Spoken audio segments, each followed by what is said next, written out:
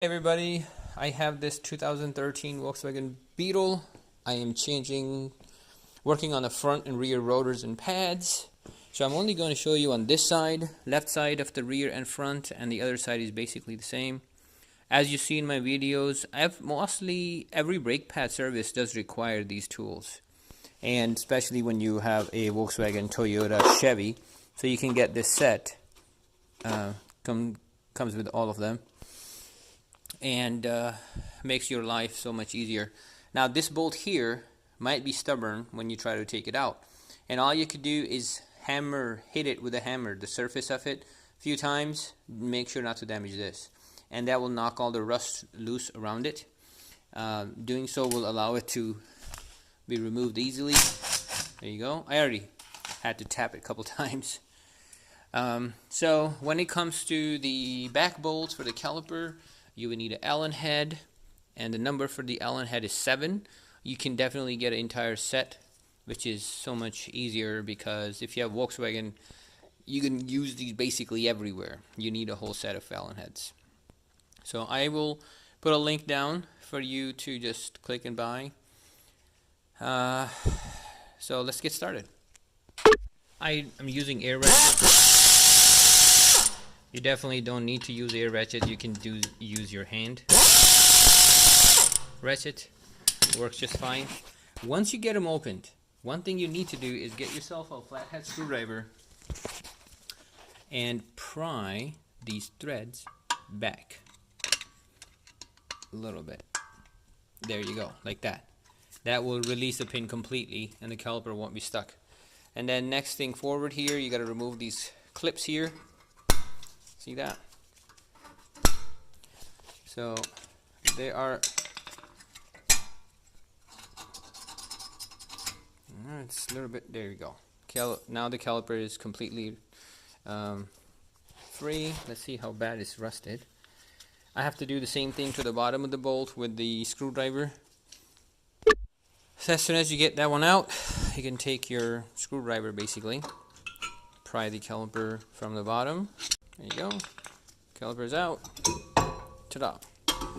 So as I can see right away, the brake pads are in very good condition. Just because this car sat as long as it did, the rotors are in terrible shape.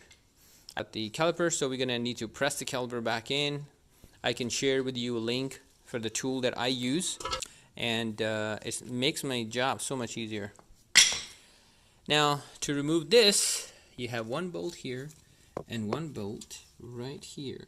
The camera will decide to think right there. And what I do here is I have an impact gun. I use that. It is difficult to open with a ratchet, but I'll show you a trick.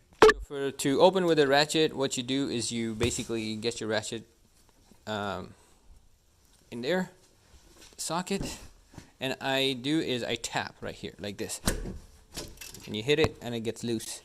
If you have a gun, you already know it's a lot much easier. So after I get it loosened, I just use my, there you go. Now, since we already got the front bolt out, the rotor should come out. If it doesn't, you gotta hit it here with a hammer. Once you hit it with the hammer on the surface, the rotor will become loose, and there you go. That's how you take everything off. Installing everything is basically the reverse. All you need to make sure that you press the caliper back in. So best thing about getting yourself good pads is that they come with, hardware that helps you install it in the easiest way. So I got the rotors on, I got the screw back in, I got the pads installed, caliper pressed in. So we got a brand new front locking clip. Alrighty, I will go ahead and install the clip. So you basically end up doing, if I can do it with one hand, that would be amazing.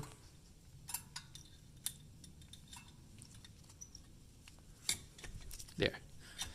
And then we push this guy here.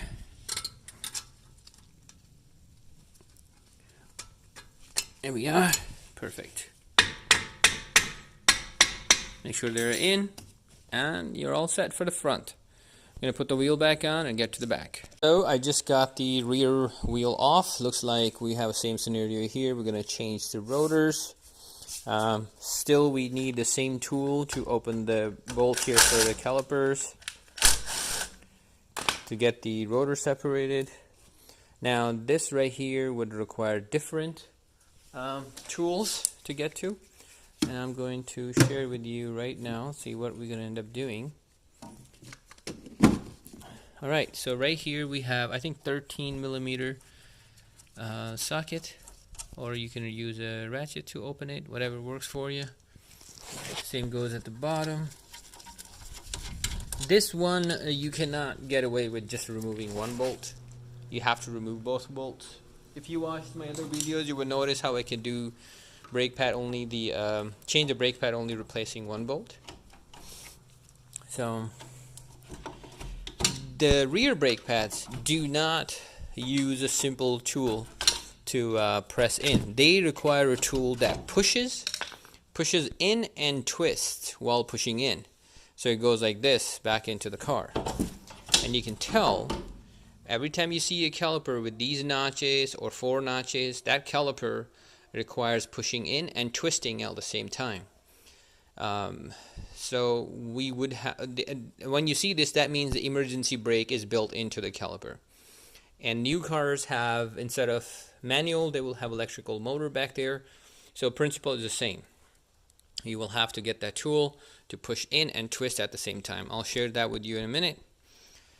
Let's see how the pads look like in here. Alright. So pads are extremely decent, but we're not using any of the old pads. But I got it out. That means I have to clean the caliper up. You can see there's a lot of rust buildup, and it's preventing the pads from moving back and forth, so that has to be cleaned very good. To get this bracket out, we do need to get to this, which is to remove the back caliper bolt. We need this set here. This is a 12 point, and we're gonna need 14M. That's how the socket looks like. Because don't try to use stuff that doesn't fit. You're gonna end up stripping that bolt, and you won't be able to change your rotors. There you go. And then use the ratchet to open it. So the tool we're going to need is this here. It will have all these selections for you. This is a forward thread, that's a reverse thread. So many cars have a rear caliper with emergency brake built in, and you do need these. So what are these? These are actually the fittings that you would need to use